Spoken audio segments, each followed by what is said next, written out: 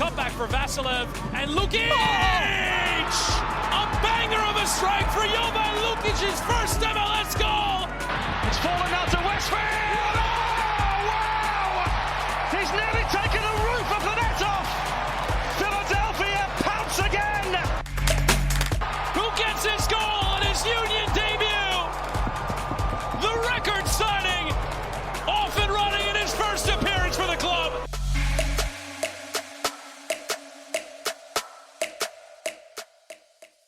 Hello and welcome to the Free Kick Podcast. My name is Todd and still on vacation, which means I was unable to join this fantastic interview you guys are about to listen to between José Nunez and former Philadelphia Union midfielder Danny Cruz, current Louisville City manager. And this one, listening back to it, guys, what a fantastic interview. Listening to Danny and José talk for about 38 minutes.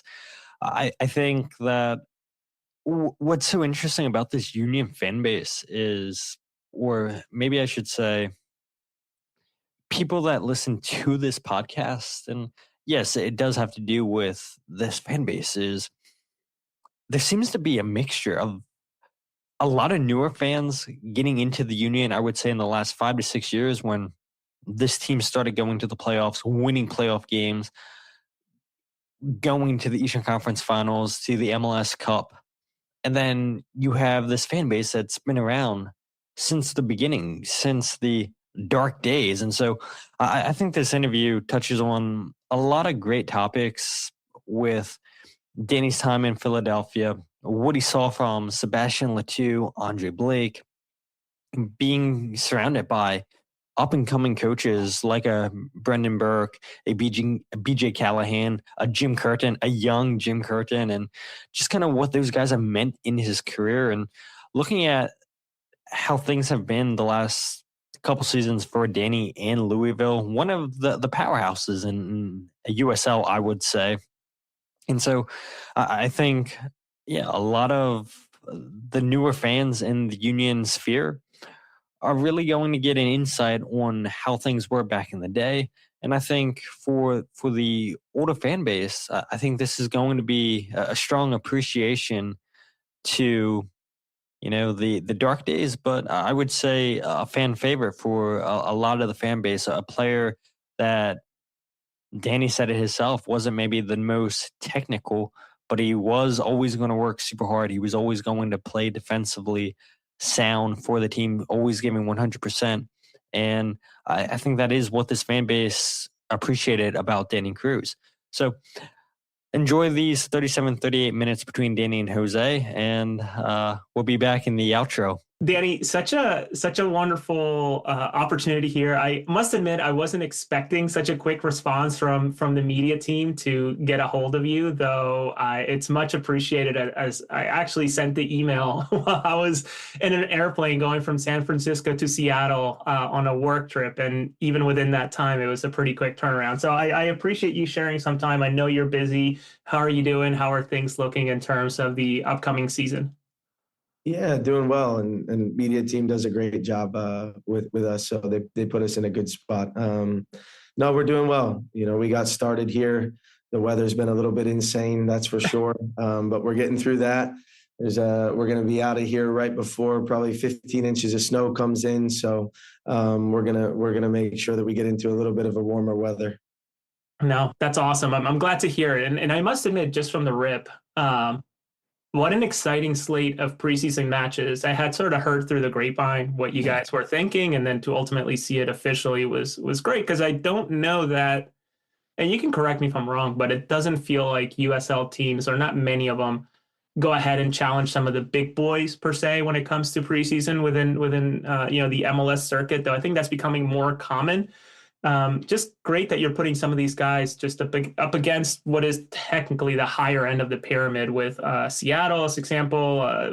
What's the thinking behind that on your end? Yeah, I think we've built some really good relationships with some of those Major League Soccer clubs. I think they feel it's beneficial as well, where they get a game that they feel is going to challenge them. at the same time, not have to play another MLS team that they're going to play in the regular season. For us, it's a good opportunity to be able to travel and get the guys away into some better weather. Obviously, the games are challenging and present different pictures that maybe we haven't seen in the previous year. I think the players obviously feel a sense of pride to be able to play against MLS teams, and that's something that we want them to feel, and we want to obviously continue to challenge ourselves, especially in preseason as we're ramping up to try to prepare for the regular season.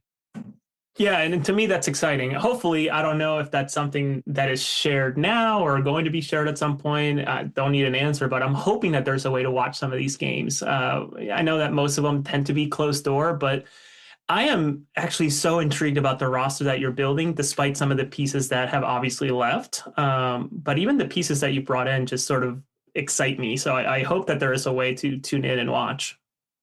Yeah, I think we typically, when we're at an MLS facility or stadium, we respect what they want from the game with regard to that. I'm not sure what's going to be streamed and what's not. I know that here in Louisville, we're going to give our fans an opportunity to be able to see two of our games when we get back into market. But as far as when we're gone, at the moment, I don't think anything is planned. Well, hopefully there's somebody sneaking an iPhone on a tripod that can do it. Sure, there will be some sort of stream, because I'm genuinely curious about 2026 for you all, and in a lot of positive ways, to be quite blunt. Though I want to sort of go back a little bit, if you don't mind, to kind of ask you some questions about your time in Philadelphia, because obviously I do a lot of work in reporting and writing about the Union. And obviously, to me, I would say, obviously, you were there during such an interesting time of that club, as it was sort of just getting started. I see a little faint smile coming from you. So I'm eager to hear sort of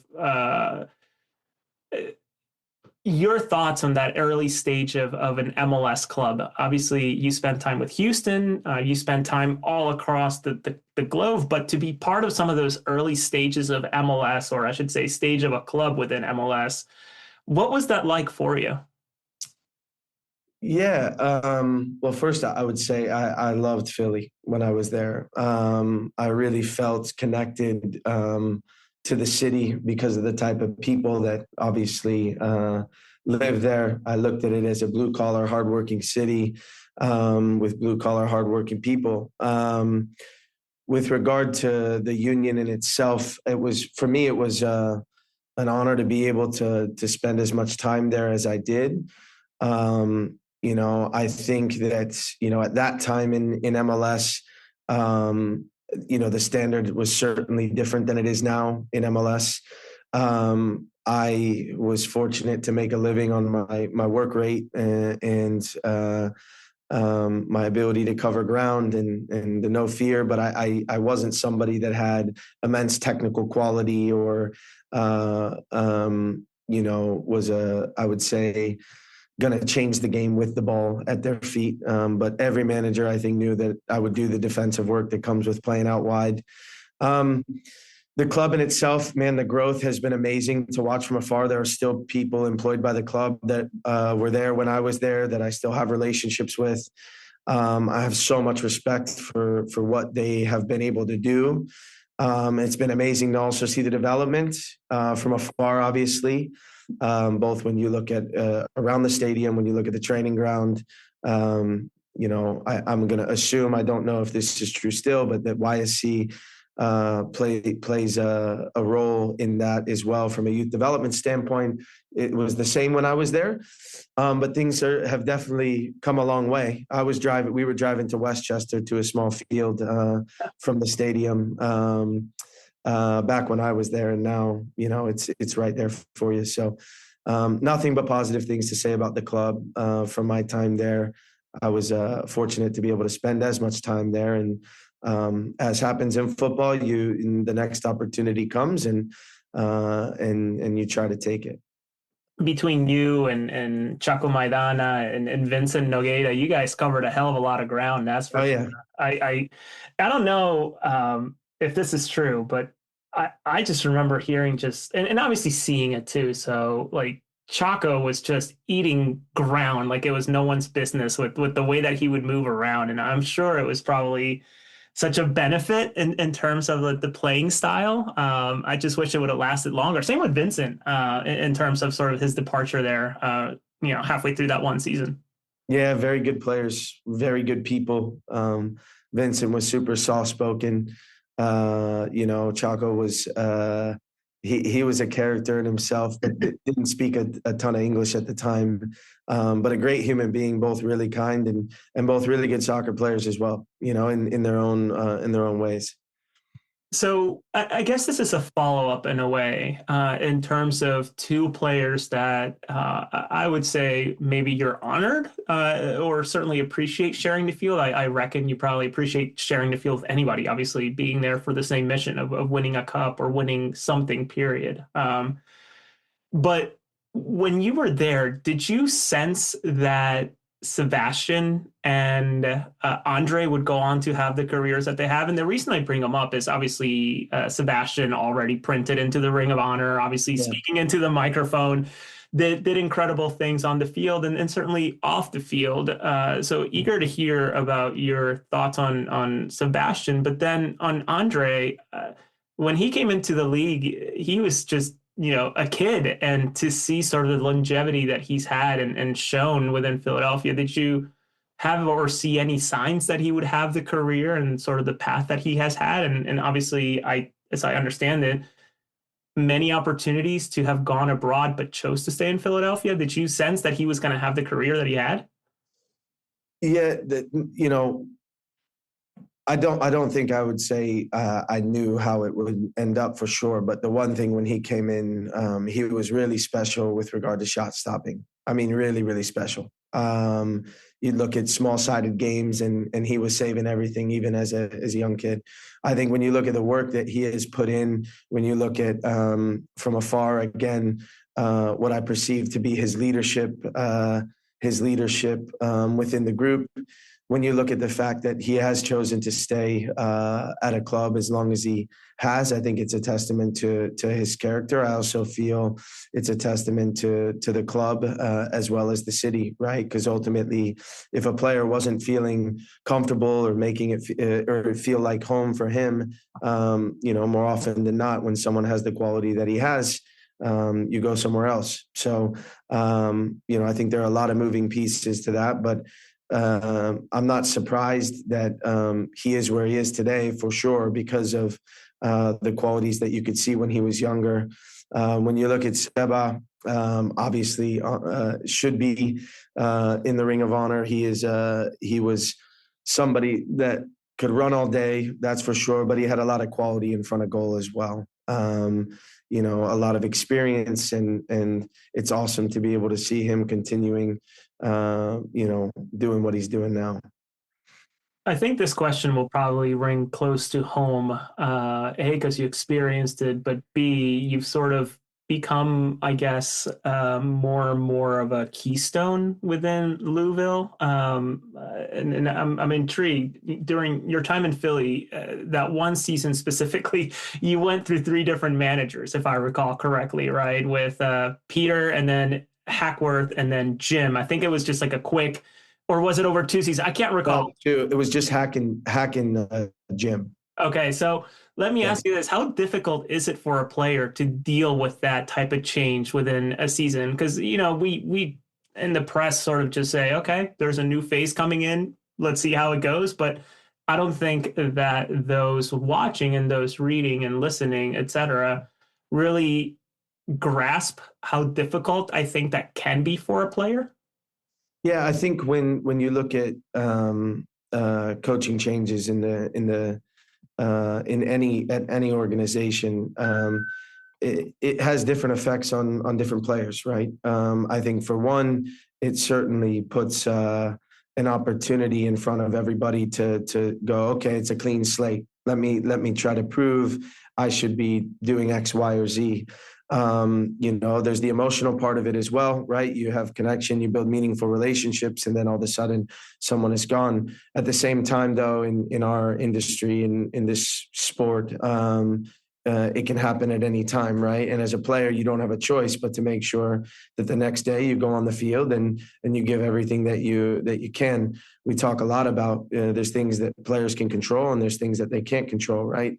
A coaching change is something that they can't control, but what they can control is their reaction to it and making sure that, as I said, going back on the field the next day, you put yourself in the best position possible with whoever is put in charge. So I would say it's certainly not an easy thing, but players also understand that they don't have a choice. They have to come back to work and they have to work hard and they have to put themselves in the best light possible.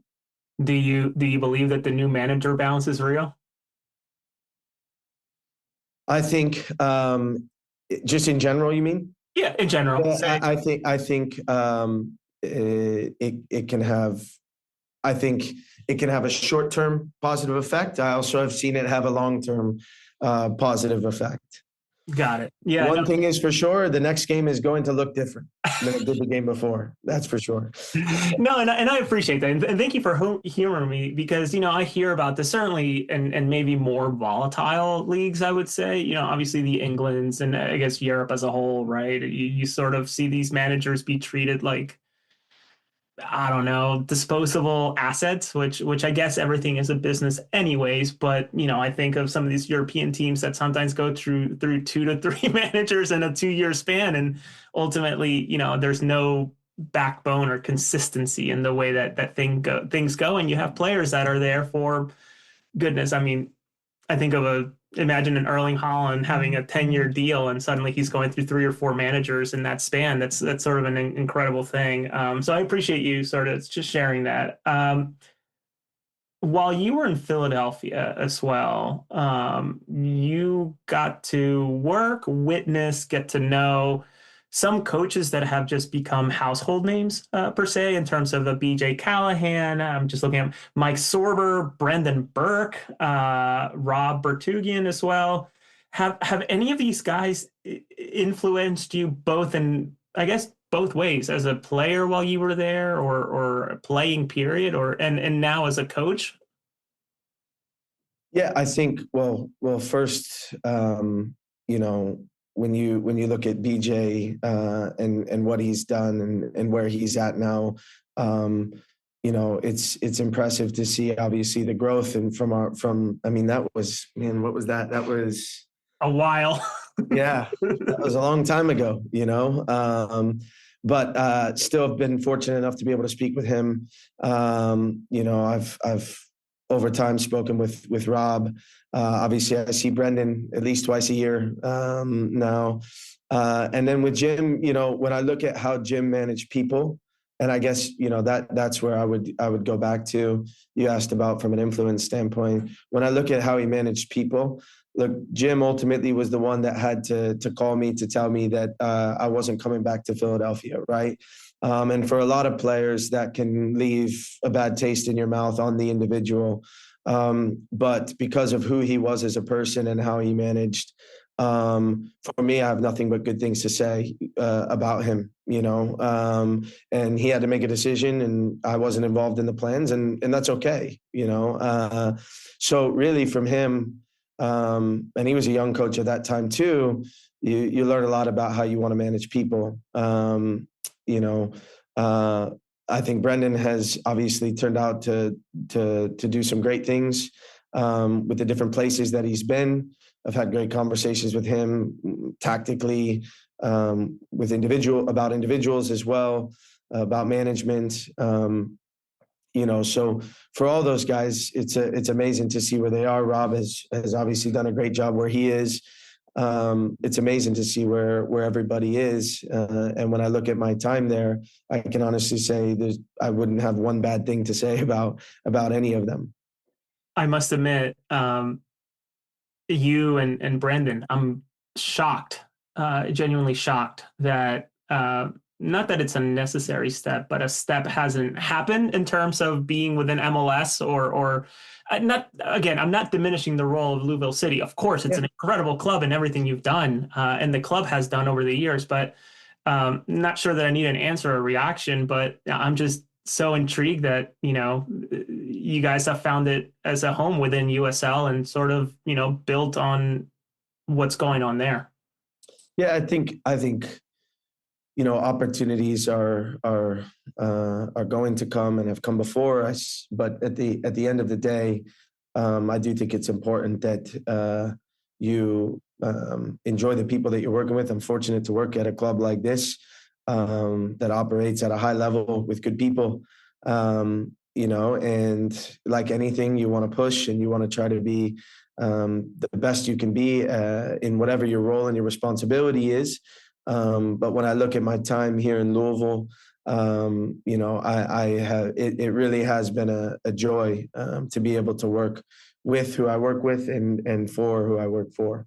Yeah, and that's such an interesting comment because in watching some of the interviews you've done in the past, it seems like, and I commend it as someone who's a father of a 5 and a 3-year-old, once you get settled and it's home, it's very hard to want to lift up and ultimately you're not making the decisions that maybe you were making while you were a player, even if they were forced upon you. It wasn't it's no longer as easy as picking up and going, I'm sure. Yeah, definitely. It becomes more difficult for sure. But I'm fortunate to where I have a wife who's been with me since Houston, since I was in Houston, understands this business for sure. And, when I get traded, she's unfortunately the one that when I had gotten traded, she's unfortunately the one that has to pack the house and come meet me because I'm on a flight that night or the next day, like when I got traded from DC to Philly. So the family component is massive, but I'm fortunate to where I have people around me that have been in this a long time now.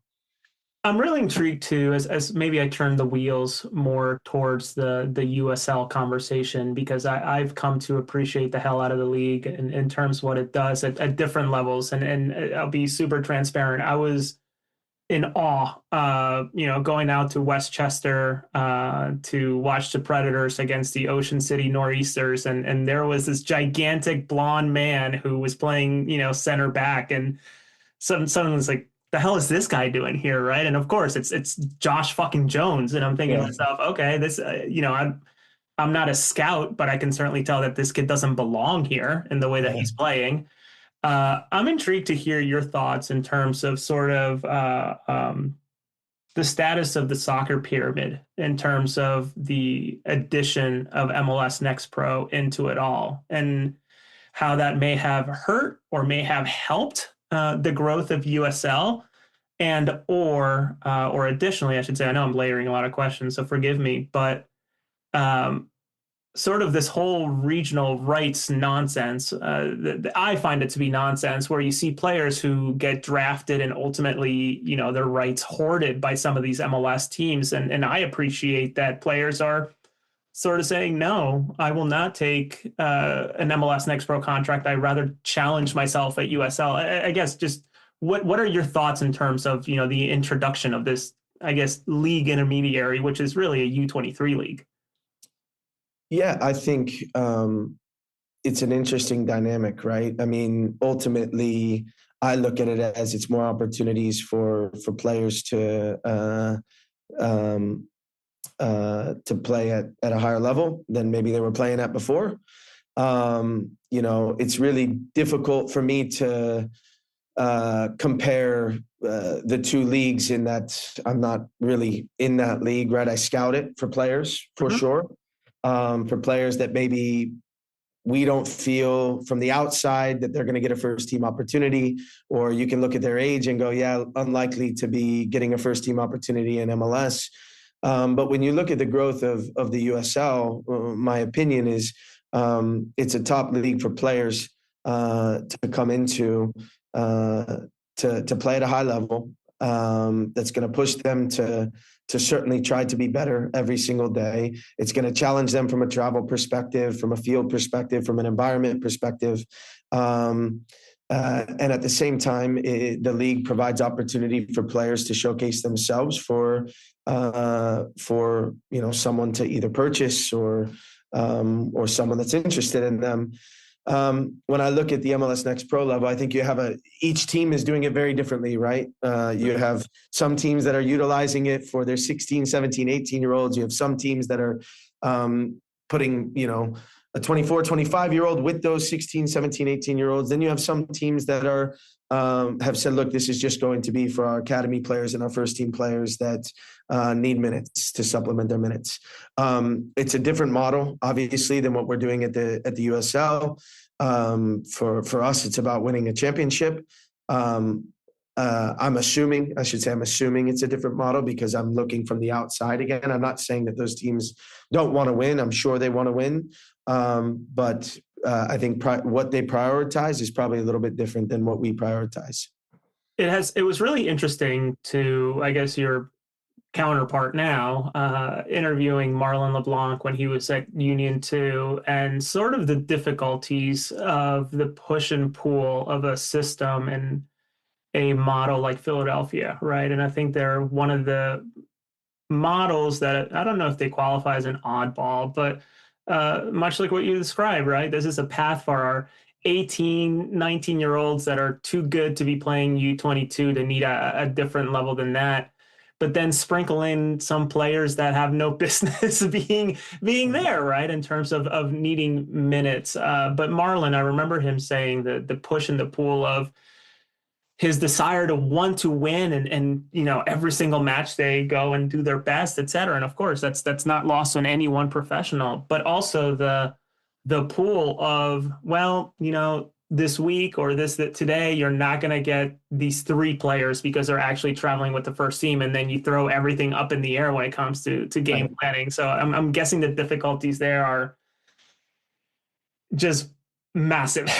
Yeah, I think that's a big, it becomes really difficult for those type of coaches. You plan for a training session with 16 and then all of a sudden you have 12 because the first team needs something, but I will say also that typically those people in those positions are better for it at the end of it because they've had to go through problem solving in different ways and they've had to figure out different ways to put on a competitive training session that's going to help people develop.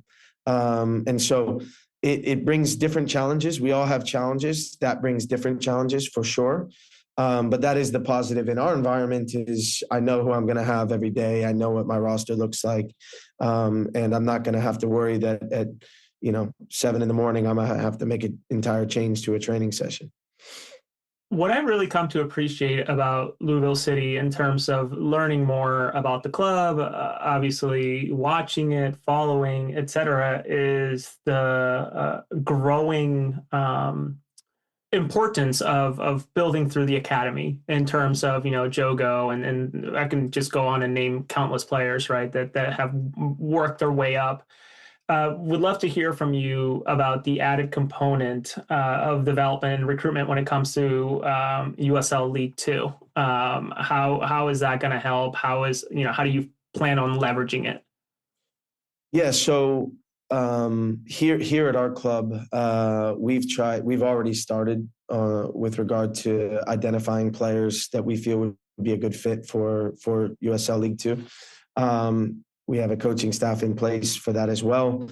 And I think when we look at our pathway, we've just added another component to that pathway. So when a player goes away, for college, right? And then ultimately we can make sure that if it's what they want, that they can come back and we can provide them an opportunity in our environment to get games, competitive games.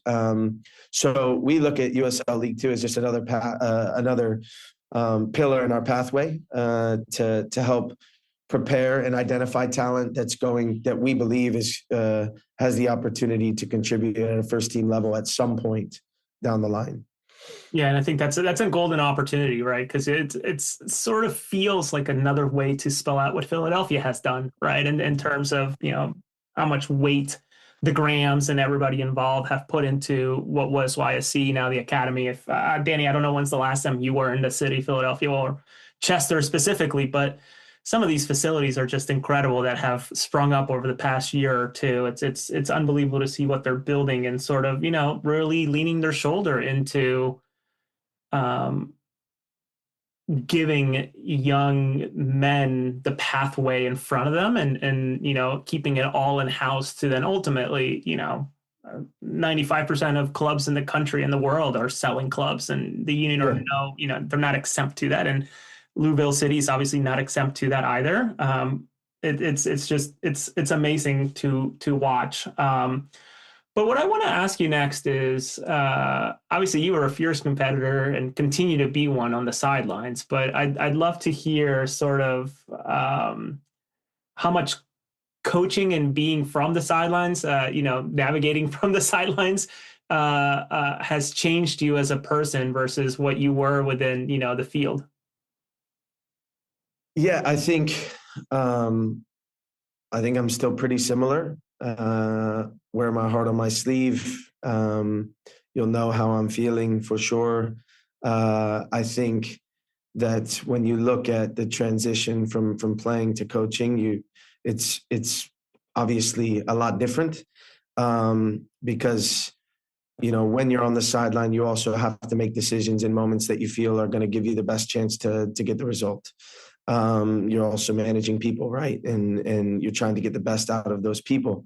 But I try to pride myself on being authentic, on being who I am, on players knowing who I am, on myself knowing who the players are. And my belief is building those meaningful relationships ultimately will put you in the best position possible to win games. I've tried to do that, since I became a coach here. I will continue to try to do that. I'll continue to make mistakes, but I'll continue to try to learn from those mistakes as much as I can.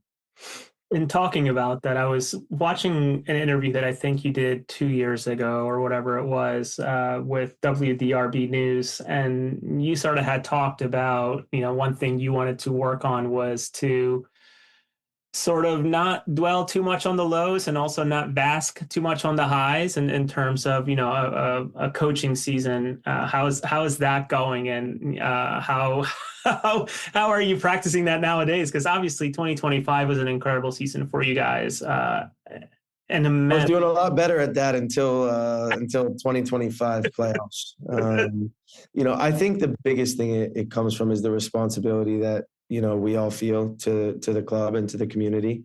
We're very fortunate to be where we are. The 2025 loss was a gut punch. Obviously, you lose one game in the regular season, and to lose when we did, and we really didn't seem ourselves. And I think that was the disappointment for all of us, players and my staff and myself included. But I think I've done a much better job of trying to stay present in the moment, in the day, not allowing result to dictate feeling or how I choose to manage, but ultimately just looking to solve an issue when we see it, and working collectively with the staff to put what we can in front of the players to be better. As we wrap up, or I wrap up my time with you, I wanted to ask you about USL has grown so much, both in terms of, its commercial nature, which I think is an aspect that not many people talk about, just how much more commercially viable it's become. Obviously, it's still very different than having what MLS has in terms of the a TV deal via Apple and all the investment of Adidas forcing everybody to wear the same kits, etc. What are you most proud of the growth in USL since you played in it and now coach within it? That's obviously a wide span, but what are you most proud about that USL has accomplished since then? Yeah, I would say for us as a club, I'm most proud of the connection to the community that we have, for sure. I think that is the beauty of the USL from that perspective. I think when I look at the growth of the league and the different communities that that the league has been able to touch on, I think it's a testament, obviously, to the growth. And then it's been amazing to see the how the level has changed over my time, even in the 5.5, whatever it is, years that I've been here. It's the quality has skyrocketed, and there are some really good players, as you can see, obviously from sales and things that are going on. So, but all in all, I just think the way that we here in Louisville and then other clubs in the USL have been able to be in touch with the community is something really, really proud of. The fan culture where you're at right now is, I think, bar none, if not the top. Just incredible to see every time I tune in to watch. I haven't been fortunate enough to be there, though. I hope to correct that at some point soon. Yeah, we got to change that.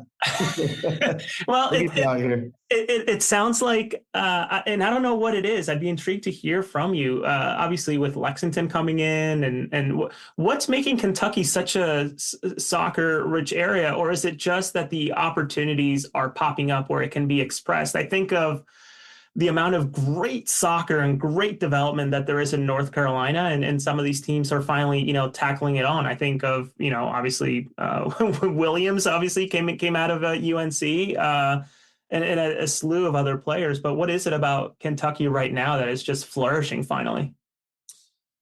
Yeah, it's been amazing to see the growth in Kentucky, in the city as well. I think this club was built with owners that believe in the community, that wanted to be able to give back as well. And you now look at our academy and the growth in that. You look at today at 5:00, there's going to be 300 kids outside my window, about to train. This is a special place. It's got a lot of young talent as well, but it also has a club that provides a pathway. And I think that is key. We talk all the time about the fact that a player can go to high school down the road from here and really believe that one day, they're going to be able to play at Lynn Family Stadium downtown with their name on the back of the jersey, right? And I think this is something that we take a lot of pride in here in Louisville for sure. And we're going to continue to do that because it's who we are, and we believe in our academy. We believe that our coaches do a great job at the academy level, and we believe that we have a staff here with the first team that believes in the young players as they are coming up and gives them opportunity when that time is earned. I love that because having grown up in the Berks County area here in Pennsylvania, once I moved to the States from South America, you sort of described what my dream was. Obviously, I was not talented enough or probably committed enough to do it. But man, I remember going to watch Reading United games and thinking, shit, maybe there's a chance where in the world I can, make my way to the Philadelphia Union. So I appreciate that cities or organizations like Lou City can sort of continue to keep that alive because obviously Philadelphia has decided to go a different route in terms of how they build, and it's worked for them, of course. But I think there's something special again to what you're describing of a, high school kid, middle school kid who shows up to, for me, Reading, for them, Lynn Stadium to go watch and just dream, right? And I think that's the biggest part of it. No, for sure. For sure. I agree. I guess just two final questions and they're, just quick one. How proud are you of Bodo Glimt this week, considering what they achieved in the Champions League? Oh, it was incredible. I mean, it was incredible. I loved everything about it. I was having flashbacks to my time there. It's a beautiful little city with amazing people. And it's been amazing to watch the growth of that club. It really has. So I was super proud. I can imagine. I'm sure you probably wanted to whip out one of the jerseys that you probably have somewhere in a closet, unless your wife made you get rid of them. Oh, no, I got it still. Can't fit in it anymore, but I got it. And my final one, and this is maybe to me it's intriguing, but how weird is it going to be to see Philip and Ollie wearing green next year? Yeah, I mean, it's just more motivation to make sure we go and get the win. They're great. They're great people. Those are business decisions, obviously. it's obviously we sold Oliver to Philly. But for him, he felt it was the next best step for him, and I'm excited to see what they do when they're not playing Louisville City. And then I guess finally, when I do make it out there, what's the best place to eat? Where am I going? I'm intrigued now that you've been. What type of do you like? Cuban food? I love Cuban food. Are you kidding me? Yeah, I love it. There's an awesome place not too far from the training ground, about 5 minutes downtown, called La Bodeguita. Great place. That would be number one recommendation for you if you like Cuban food. Love it. That and a cafecito. We're set. There you go. I love it. Well, Danny, thank you so much for sharing time with me. I'm really excited to see how things develop. I know that people in Philadelphia are rooting for you. I think everybody's just eager to hear about the different connections that what you all are doing past your time in the city, but ultimately eager to also watch more soccer. And I think with the way that things have evolved and you no longer have to beg and pray that X game's going to show up on television, you just have it all at the fingertips, people cling on to what are the most union connections. And it used to be Lexington, but I think the most union connections are either between you and Brenden Burke squad out there with Montreal. So excited for you and eager to follow along. Well, I appreciate it. It's great to talk to you. Of course. Thank you so much. So there you have it. The interview between Danny Cruz and José Nunez, and I hope you guys enjoyed that. It's been so fun to have Kai Wagner and now Danny Cruz on the podcast, and José and I want to continue to bring these kind of interviews to you guys as we are in off-season mode or now getting into preseason. I know the Union having a couple preseason games under their belt, and it has been nice to be able to watch some of those preseason games where I know over the years hasn't always been the case. But José and I always want to give you guys the latest current Philadelphia Union news. But we also talked about before this offseason officially got underway, how can we continue to give you guys good content? What can we continue to do to keep you guys engaged? And doing these type of interviews is exactly what we wanted to do. So hopefully we can continue to be successful getting former players to come onto the podcast, maybe former staff members onto the podcast and talking about their time in Philadelphia to kind of tie it in with the older fan base and the current fan base. And we've had so much positive feedback for the Kai interview, and I'm sure we're going to get positive feedback for the Danny Cruz interview as well. So we appreciate you guys taking time out of your day listening to these interviews, and we want to keep them coming. But if you guys aren't following the podcast on Twitter, Instagram, or Facebook, follow at Free Kick Pod, wherever you get your podcast of The Free Kick. Make sure to check out the YouTube channel where we are live every single podcast, youtube.com/freekickpod. And you can also check out the goals breakdown videos there as well. And if you guys want to check out my writing, the podcast, or the goals breakdown video all in one place, go ahead and check out thefreekick.substack.com. And if you guys aren't following José yet on Twitter, which I'm sure majority of you guys are, you can follow him at José R. Nunez91. And you guys can check out his Substack, nunezj.substack.com. As always, all those things are linked in the bio. And yeah, we'll see what we have in store for you guys next. I know there is some Union news that has been announced. I know there's been some press conferences, and yeah, I'm sure you guys would want to hear our thoughts on what was said. And so we'll come back and talk about all those sorts of things. But until then, my name is Todd, and this is the Free Kick Podcast.